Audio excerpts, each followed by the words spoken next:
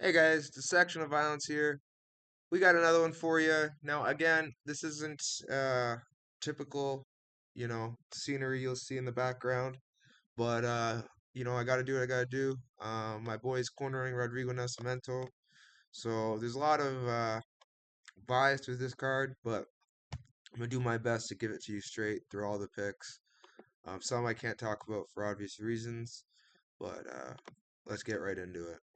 So UFC Moreno versus Albazi. Great card for a fight night card. Let's get right into it. We have Jack Shore versus Youssef Zalal.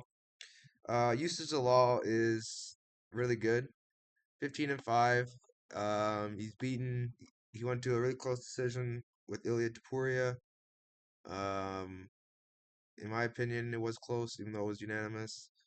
Uh, don't like the loss of Sung Woo Choi. Don't like the loss of Sean Woodson. But he has been looking really good as of late, finishing all his fights by submission. I think Zalal is more skilled, but I just think the odds are a little crazy. I think to give him negative 400 is a little wild, considering Jack Shore has a style to make this a very close fight. I'm gonna still lean Yusuf Zalal. I feel like he's a cleaner, more skilled fighter, but I could see a world where Jack Shore edges a close decision. So be careful with this fight. Yeah, I don't know. I just don't really want to bet this one. I feel like this one could get really sketchy really fast, and I'm not gonna take my chances with it. So, you know, Yusuf Zalal is riding a little bit of a win streak. Jack Shore, on the other hand, is he needs a win, and I could see him. You know, he's not a bad fighter. I just don't think he's at the level of Yusuf Zalal. Uh, he's getting pretty handily beat by Brito before the finish. Like the finish kind of bull, considering how much they let go with cuts nowadays compared to some of the cuts they stop. But yeah, like he has a win over Timur Valiev, um, which is probably one of his better wins. Um, yeah, his wins aren't that great. Wesley Maya, that's pretty early on though. Yeah, I gotta go with Yusuf Zalal. Just all the hardware and all the skill set is all on Yusuf Zalal. The thing about Yusuf that worries me is he doesn't have a team that is like he's still at Factory X, but there's a lot of drama at that gym right now, so I don't know exactly, if it's affecting him, what kind of training he's getting. Um, but anyways, yeah, I gotta go with Yusuf Zalal. He's beating people up from what I'm hearing in the rooms, and I feel like Yusuf Zalal is the more skilled fighter. So once again, I'm gonna go with Youssef Zalal. Uh, I'm gonna go decision, but if he submits Jack Shore, that will prove that he's gonna potentially fight for a title one day. Because honestly, Jack Shore is very hard to finish, and yeah, unless you're like Ricky Simone and rock him, you could rock him on the feet, but he's got pretty good grappling. The Welsh grappling team has really good wrestling, so gonna go with Youssef, but it's closer than the odds are making it seem. Moving on, we have Jamey Lyn-Horth versus Ivana Petrovic. Fun fight. Petrovic is cute. Like, I wouldn't mind, taking her out, but she's kind of she hasn't had that many great wins. Like that Wozniak is a decent win. Tekina is not the greatest win. She's pretty much a fish on the ground. I think Jamey Lyn-Horth is going to cause problems for her in the sense that she's going to be tall and they both have similar styles where Jamey Lyn-Horth maybe not as polished. She makes up for it with physicality. I think Jamey Lyn-Horth is the side as far as she's the A side. The company wants her to win. Actually, I don't think the company cares about this fight, to be honest, but they're in Canada, so we're in Canada, so I assume Jamey Lyn-Horth is gonna come away with the win. But I would not be surprised to see Ivana Petrovic have a close fight with her and squeeze out a decision win. This is kind of the theme of the card where I could see a lot of close decisions. Once again, like the last Canada card.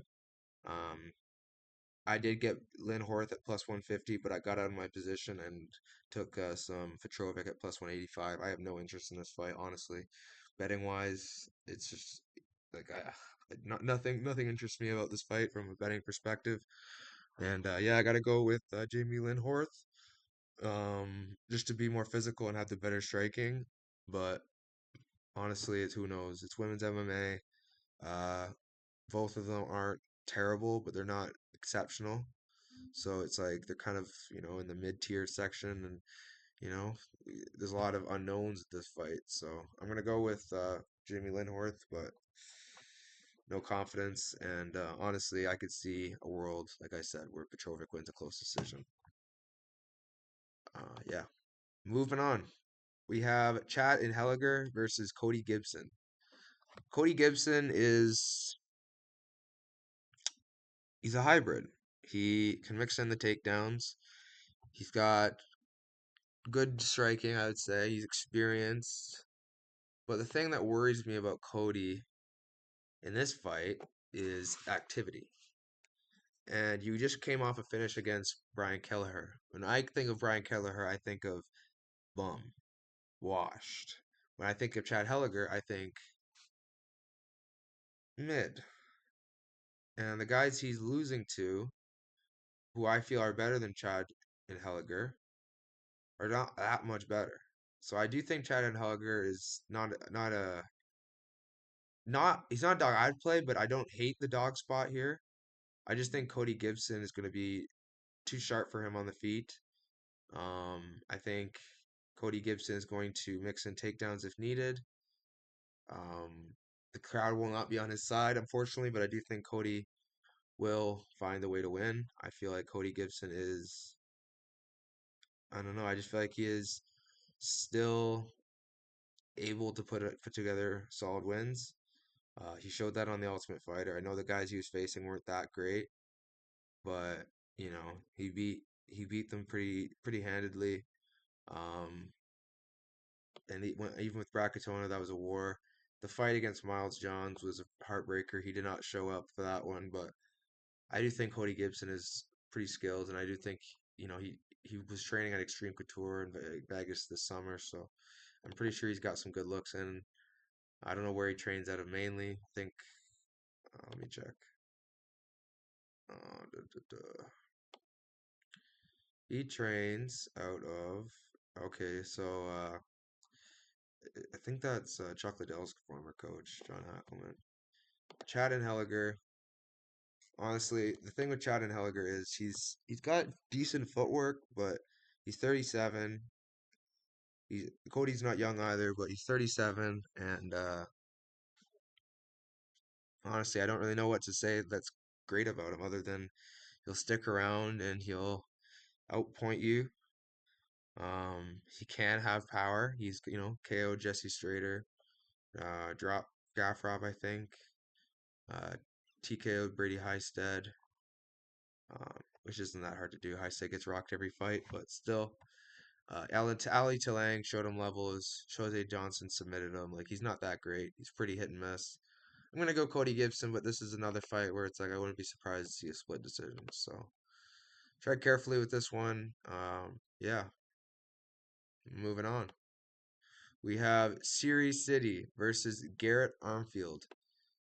Garrett Armfield is the more experienced fighter, I would say. They both have a common loss in Mateo Vogel. Um,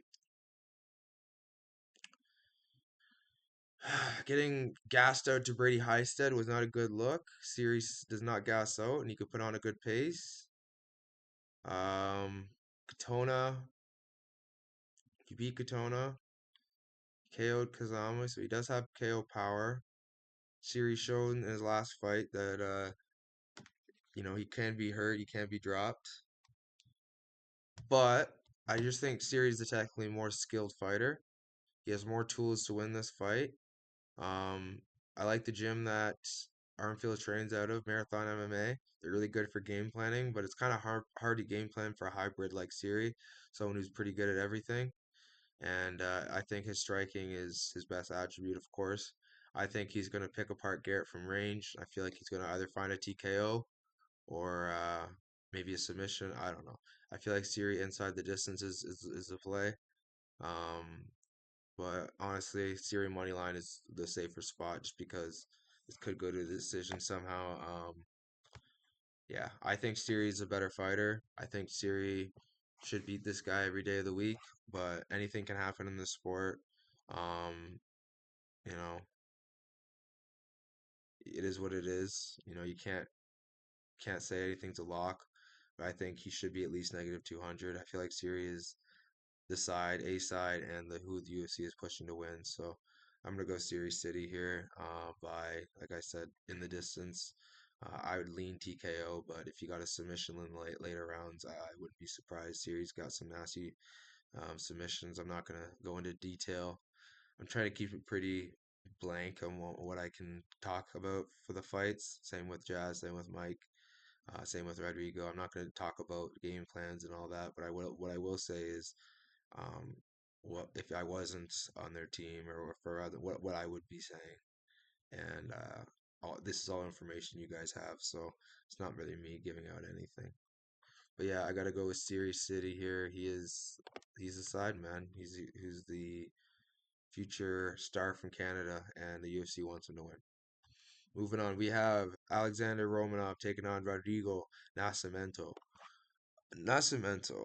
Um, Honestly, I don't see how Nascimento loses this fight. Um, Other than getting laid on, cage pushed, and I just think he's too smart to let Romanov to do that. Romanov, for only having 3 losses, he is terrible. Um, yeah, he is.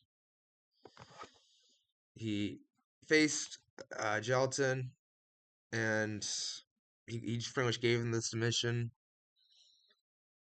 Blagoy Ivanov, like Blagoy's basically done. He's not even a fighter at this point at stage of his career. He's just a punching bag.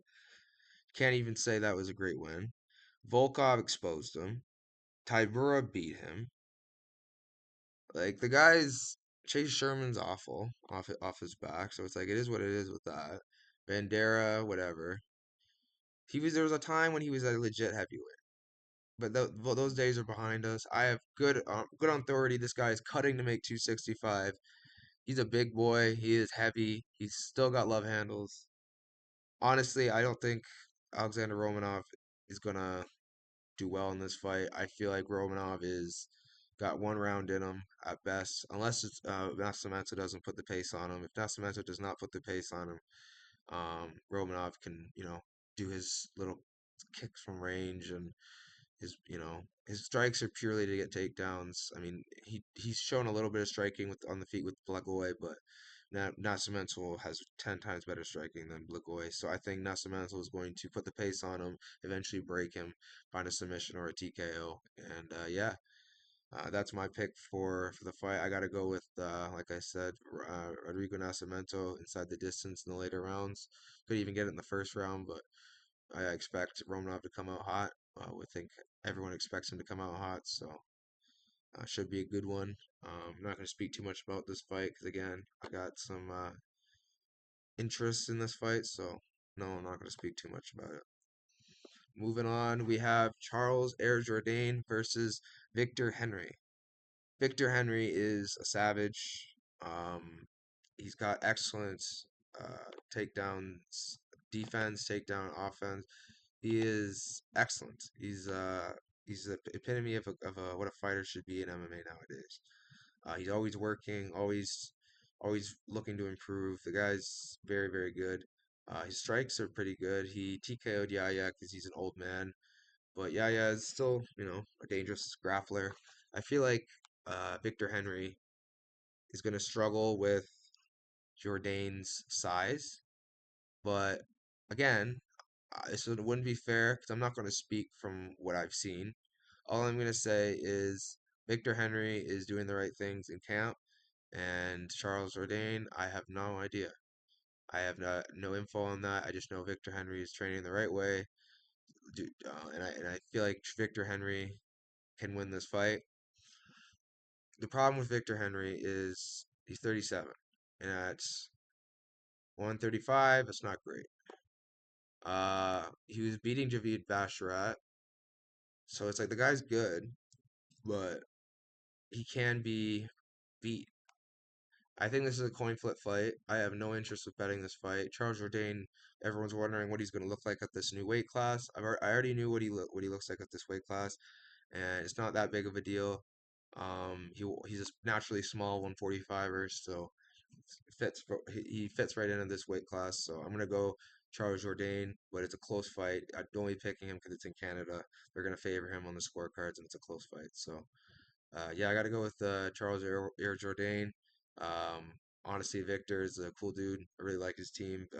Josh Barnett, all the guys he trains with in Washington. Um, yeah, I got to go with Mr. Jourdain, and I feel he wins this fight by the decision. Could he find a finish? I doubt it. The guy is so experienced. Face guys in Ryzen. Face very experienced in the UFC. Like you gotta love it. But yeah, I'm gonna go with Charles Jourdain here. Moving on, we have Ariane Lipski taking on Jasmine Jasudavicius. Another fight where I can't speak too much about, but what I will say is these girls are doing the right things in camp. Jasmine is obviously looking for a takedown. It's her striking can compete with Lipski's, but she's gonna probably go to the path of least resistance. And Lipski is probably going to strike and try to take stuff the takedowns. It's pretty obvious what the girls want to do. I think Jazz is much more of a dog than Lipski is. Lipski is very dangerous with her quick sub attempts and her work off her back, but that's where she does her work. And Jazz on top of you is a nightmare.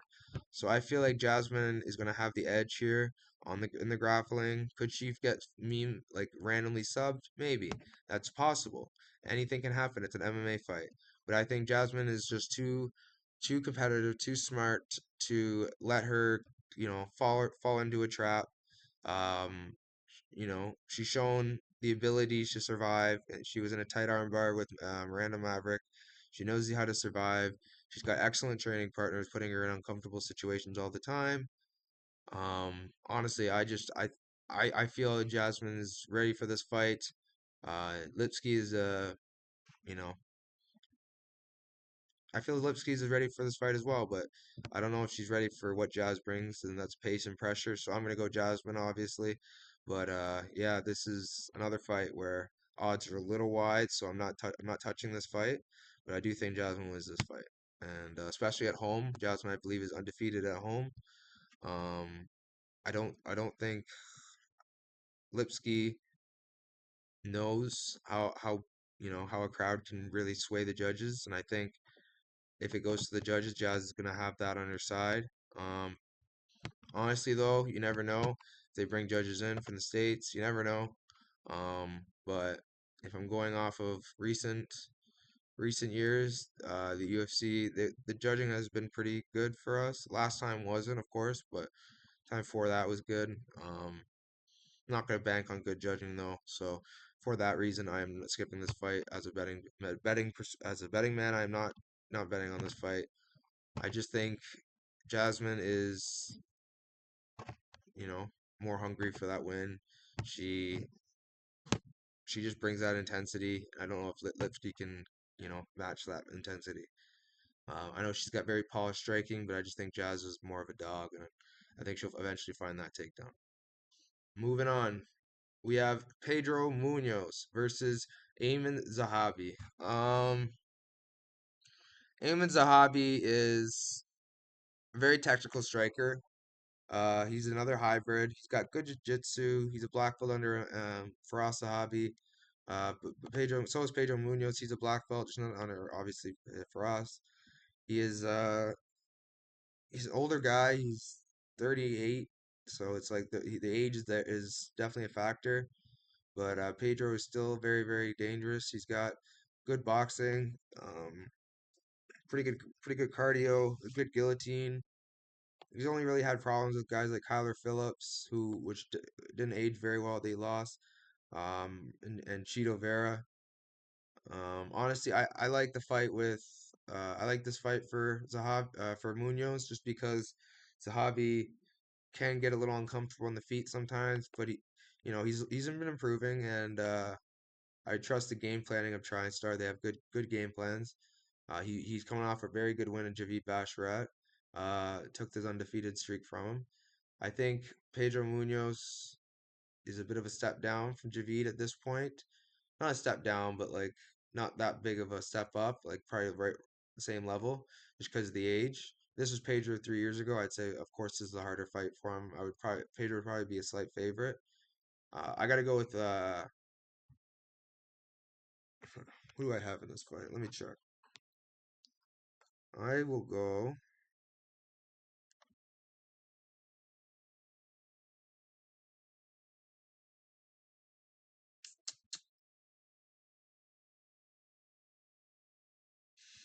I'm gonna go Munoz. I think Munoz has a really good shot of winning this fight, and I think it's a close fight. 38 worries me, but I don't know. Zahabi still has a lot to prove. I might switch back to Zahabi, but I'm very, very torn on this fight. This is a very hard fight to call for me. Moving on, we have Mike Malott versus Trevin Giles. Uh, Another fight, which I can't really go into too deep on because, again, Mike is my teammate, and I can't speak too much about it. What I will say is Mike has looked great in camp. Uh, he's definitely firing on all cylinders. The guy hits very hard. He's got excellent finishing ability. And the problem with Giles is he can be finished, and it's hard to survive against Mike. Um, the thing with Giles that he has on his side is experience. He's faced the who's who. Yes, he's been finished by a lot of them. Um, but Mike has faced him in a grappling match before, so he knows what the feel of him on the mats are. He knows what to expect. I feel like Mike's gonna eventually find the finish in the first or second round. Definitely a scary fight to play chalk on after the last fight. I doubt that will happen again, but anything's possible in this sport. So always be ready. I got to go with Mike here. Obviously, it's Canada, and they're giving him not a layup, but someone that he should beat. He is better than him. The only thing with Giles is he comes to scrap, and if you're not ready on that day to scrap, sometimes it could be overwhelming because he's Trevin Giles. He's hurt DDP. He hurt Prates.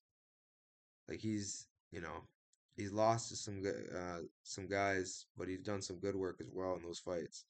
So it's one of those things that you don't want to take too much stock that Trevin Giles always finds ways to lose, but you also can't forget that because I see people playing Giles just because of what happened last fight with Mike, and I get it, but like you don't understand. Mike's a better fighter. He's a better fighter than Magny. He's a better fighter than Giles. Anything can happen in a fight, obviously. But if I'm picking a guy to beat another man based on skill, Mike's gonna win this fight 9 times out of 10. He's just a better fighter.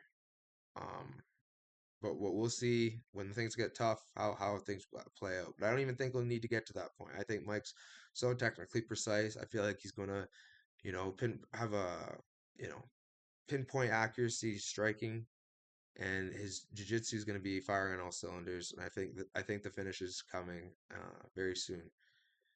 So everyone, load up the mic in the distance props and enjoy the show. Um, yeah. Moving on. We won't speak too much about it. Like I said, this is my boy, so can't go into game plans and all that. Moving on, we have Marc-Andre Barrios versus Dustin Stoltzfus. Stoltzfus is he is an interesting character because he he can grapple, but I don't trust him in his durability. He's just coming off of a nasty KO where he got KO'd bad by Bruno Ferreira. He just got cleared not too long ago. Yeah, like you're fighting Barrio, who is gonna hockey brawl you and land big shots. I think Barrio is gonna eventually find a TKO in the second or third round. I think Stoltzfus is a bit of a flake, then he folds to the too much adversity. I think Barrio is the opposite. He is very tough and he knows how to pour it on when a guy's worn out. So I think the power bar nickname is very fitting. I feel like Marc-Andre Barrio is gonna come in. I feel like he's gonna look for a, you know, good high pace in the first round, and then the second and third take over and try to get him out of there. Um, yeah, Stoltzfus.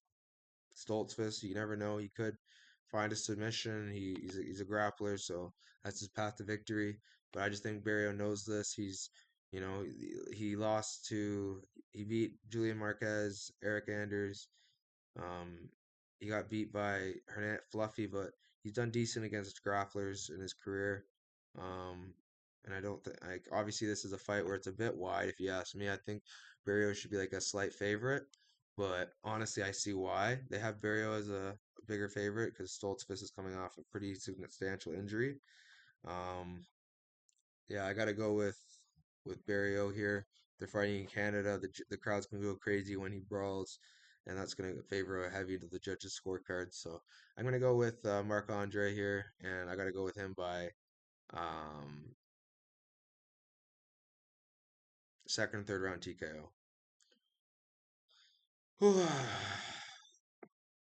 Moving on, we have Kyle Machado versus Brandon Ribeiro.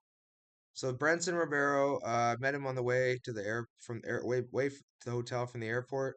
The guy's a good dude, huge guy. The problem with this fight is Machado is looking pretty good on the scales, and I think Machado is taking this fight very seriously. He has the grappling advantage. Brenson is very big and strong, and he can find his way up, but he's a bit of a fish off his back. And I do worry if Kyle gets on top of him, if he's going to be able to survive Kyle on top. Because Kyle's got decent jiu-jitsu and ground and pound is all right as well. So if Kyle doesn't get KO'd, I could see him wearing out Renson Ribeiro and eventually finding a submission or a TKO. Um, he's on coming off of two back-to-back losses, one to Dontel Mays, one versus Parkins. Honestly, I don't see a world where Kyle Machado should be negative 176 to Ribeiro. Should be a pick'ems at worst.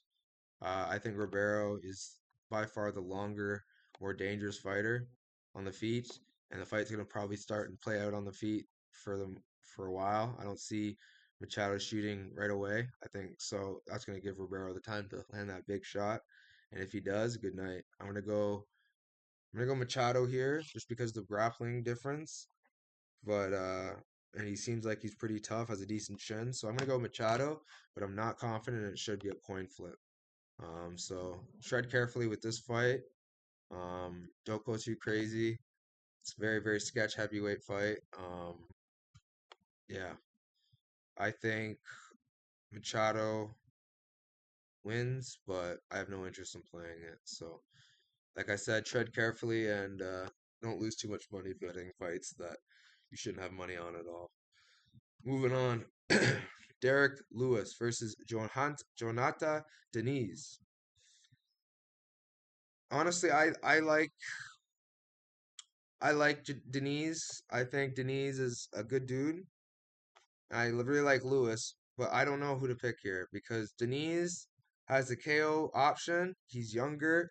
He's faster, more experienced on the feet. But Derek Lewis has more MMA experience and he's got the nuke option as well. He's also got a grappling option. And I think Derek Lewis is going to mix in the grappling. I just have a gut feeling. He's coming off a KO win over my boy Nascimento. But if you don't remember this fight, Nascimento was doing some decent work in the first round. Um, I don't know, man. I just think Diniz is he's sus to bet on, and I would just have him as like maybe a pick'em's favorite because honestly, Delu is hard to deal with, and I could see Delu finding a TKO finish if he gets on top. So gonna go fight end to TKO. That is probably the lock of I'm not saying the lock of the card, but it's a lock. I can't see this fight going any other way but a TKO. If it goes to a decision, I'll be shocked. But yeah, I got to go with Jonata Diniz, and I got to go with Jonata Diniz by KO, only because of Lewis's age. Lewis is a big guy, but 39 years old, heavyweight, like, yeah, I don't know. It's just not something I really want to put money on. Seems like a bad idea. Um, yeah, if I could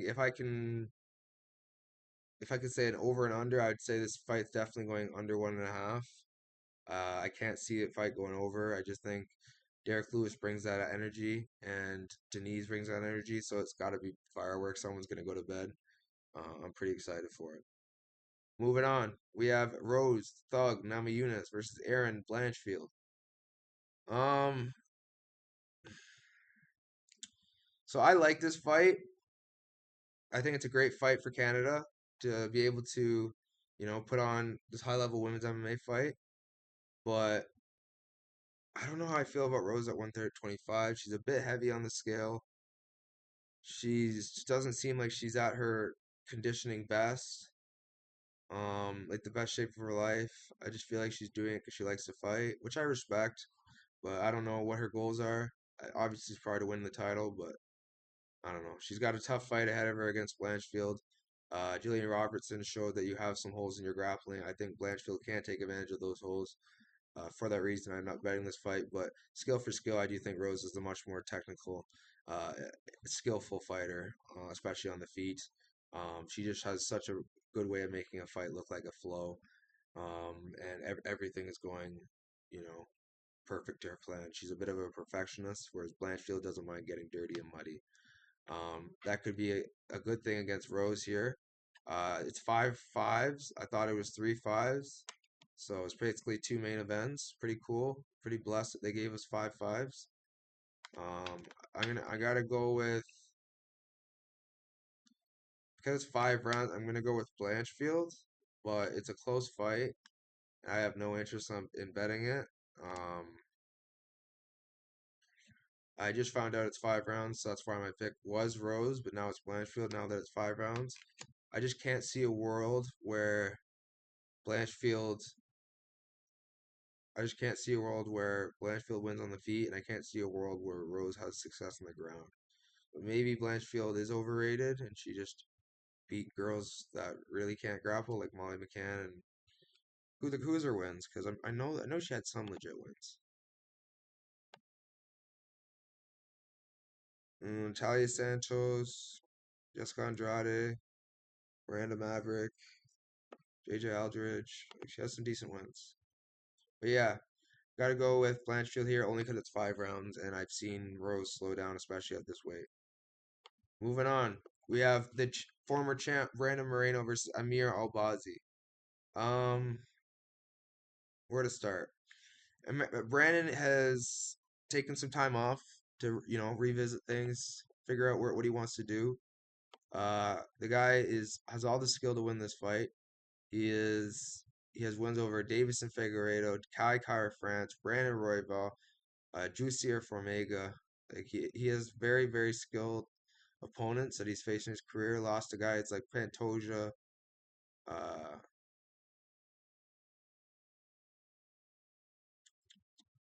and some of the guys he's beat. But honestly, I don't really know what to think about this fight because I think Brandon's much more skillful as a fighter, but as a grappler, he worries me. He's got not terrible grappling, it's just his wrestling isn't great. And I feel like Albazi's isn't amazing, but I feel like it's decent enough to where he can win minutes on Moreno. I think Albazi by decision. This is a hard one because Brandon again is more skillful on the feet. He actually can fight. He knows what he's doing. Whereas Albazi, he's not bad. He's not great. He's just there, and I don't know if that's enough just to beat Brandon. So I'm gonna lean Brandon here. But honestly, I could see a world I could see a world where Brandon, not Brandon, sorry, yeah, Brandon. I could see a world where Brandon fumbles the bag and gets grappled for the whole 25 minutes. And honestly, it would probably be the end of his career if that happened because he hasn't been the same for a little bit, and I don't know. He's changed camps with say Saud, and yeah, I don't know if that's made a difference or not, in the positive or negative. So all I know for sure is if Moreno from back in the day, like the guy that fought Kai Kara France and Davison, he should beat he should beat Albazi for sure. But anyways, guys, that's my top picks. If I can give you guys now my top five most confident picks. Um, Number one, I gotta go Mike Malott. Number two, Nascimento. Number three, no, number two, Youssef Zalal. Number three, Nascimento. Number four, Marc-Andre Barrio. And number five,